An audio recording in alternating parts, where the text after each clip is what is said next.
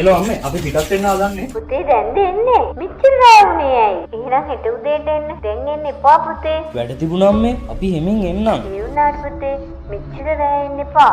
අම්මේ.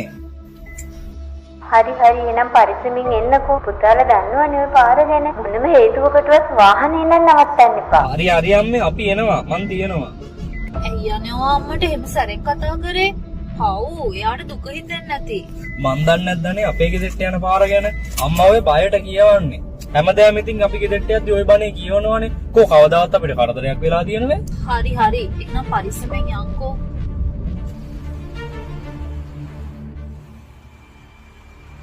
අනේ අපි හිතුවට වඩා සෑහෙන රෑ වුණානේ. මේ පාරත් පාළුයි. ඔයා බය නැතුව ඉන්න බබා. දැන් අපි මෙච්චර දුර අපිට කිසි කරදරයක් වුණාද?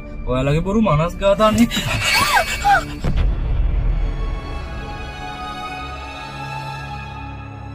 අනේ හැප්පිලා නේද? ඉන්න මම බලන්න. ඉපා කවිස් වහින්න එපා මතකද අම්මා කියපු එක? බබා පිස්සු දන්නේ මේ මිනිස්සෙක් මැරෙන්නලා ඉතිද්දි කොහොම ඉන්න මම කියන්නේ. අනේ එපානේ කියන එක අහන්නකෝ. හරි ඉන්නකො පොඩ්ඩක් මෙතන නවත්තලා යන්න. එපානේ ඔයාට මතක නැද්ද අම්මා කියපු දේ? බබා චුට්ටක් ඉන්න මම බලලා එන්න. මල්ලි මොකෝ.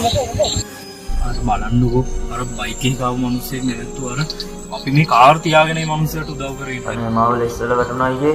මම හොස්පිටල් එකට ගෙනිහින් දාන්නකෝ.